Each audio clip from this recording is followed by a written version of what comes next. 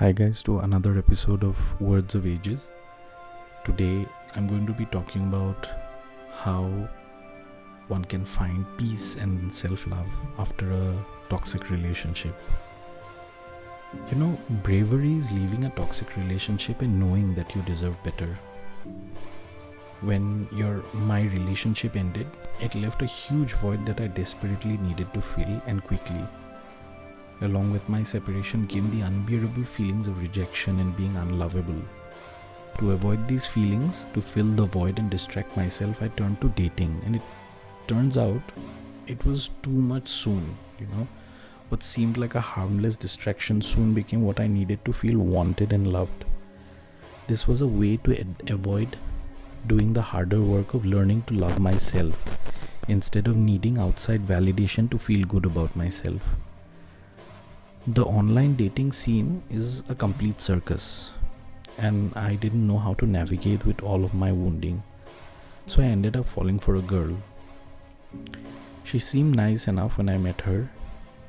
She was quiet and seemed like she may have been a little too passive for me, but she was really into me, so I kept going back for more, and it was nice to feel wanted again.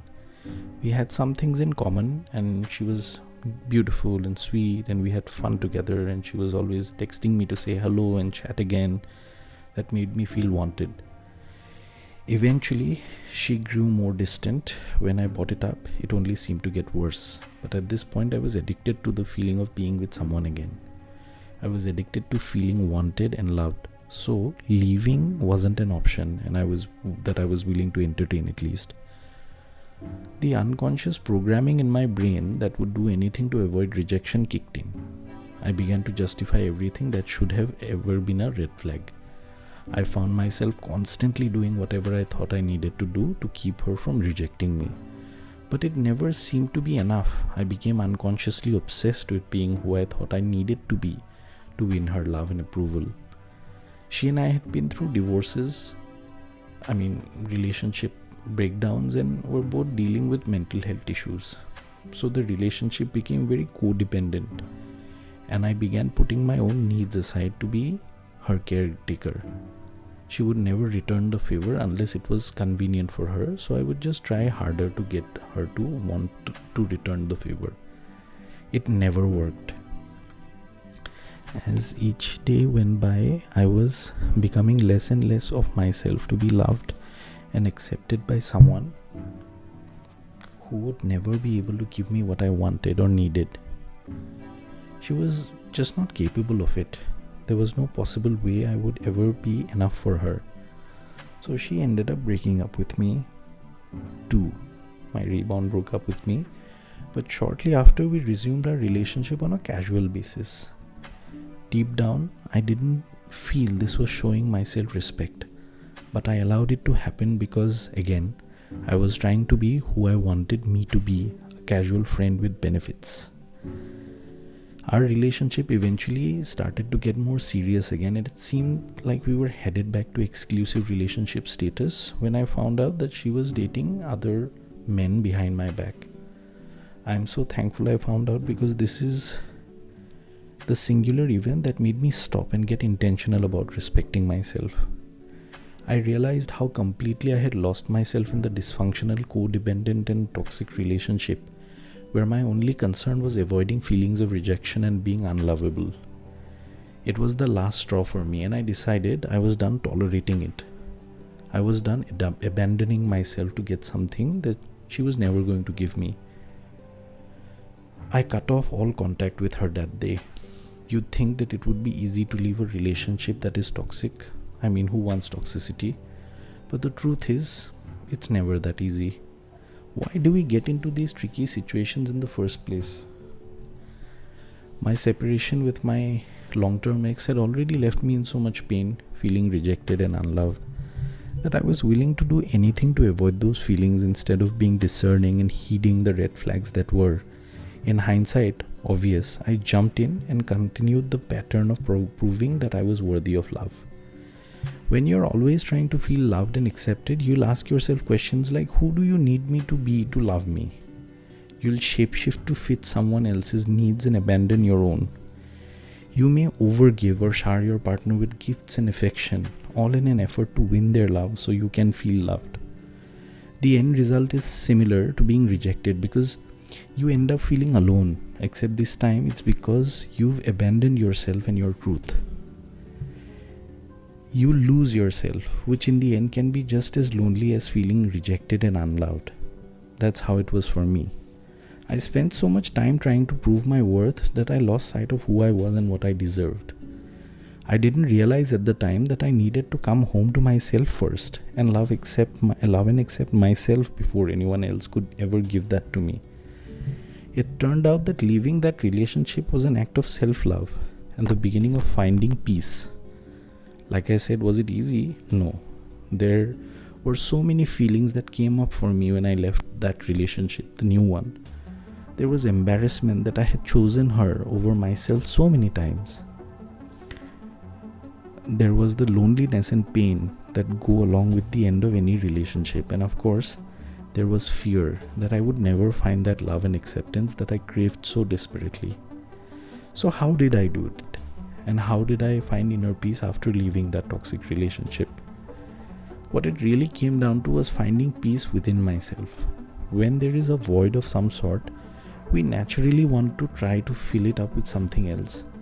But when you try to fill the void with something external, it never works. If I had kept looking to fill that void with things outside of myself after my first relationship ended, I would have likely bounced from one toxic relationship to another until I learned to turn inward and fill myself up from the inside. So how do you turn inward? Part of the reason you've gotten into a toxic relationship is that you do not know how to do that. The act of leaving the relationship was the first step for me. It was a huge step.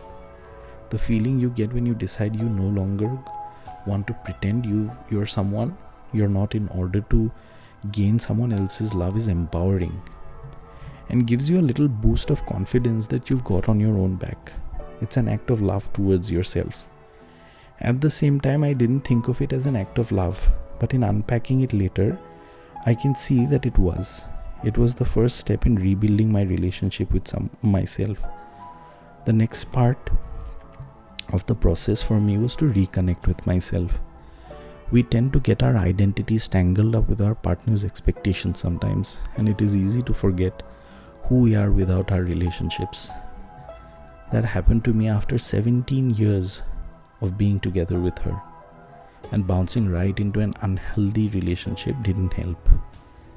I spent so much time worrying about who I was being and if I was good enough to be loved that I totally lost sight of my true self. Reconnecting with myself meant spending a lot of time with myself. I had become great at staying busy to avoid loneliness. But I knew I needed to learn how to sit with the discomfort of being alone in order to heal. I spent a lot of time connecting with nature. I started taking myself out on solo dinner dates and I went to movies all by myself. And when the loneliness didn't feel good, I sat with it while I cried tears of sadness, learning how to show myself compassion for what I was feeling instead of pushing the feelings away.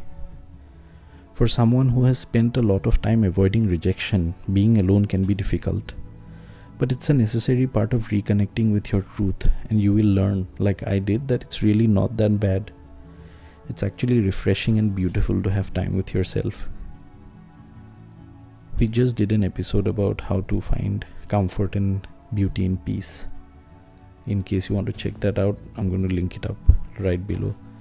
I also reconnected with my support system. When I was in a relationship with my ex, I didn't make my friends and family as much of a priority as I once had.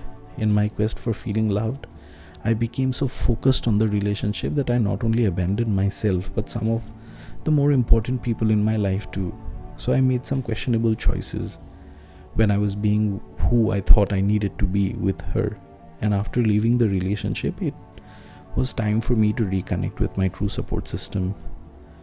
But one of the most important things I did to find peace after this relationship was to learn to love myself. I started with a list of all the reasons I didn't deserve to be treated the way she treated me, written with dry erase marker on my bathroom mirror. I know, dramatic. Every time I looked in the mirror, I was reminded of why I deserved more. I also kept a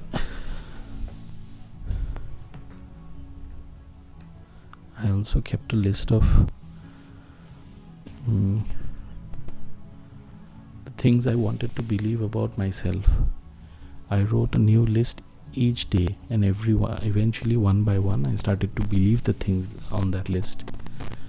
I made the decision not to date for a while so I could focus on strengthening my confidence in who I am without someone else.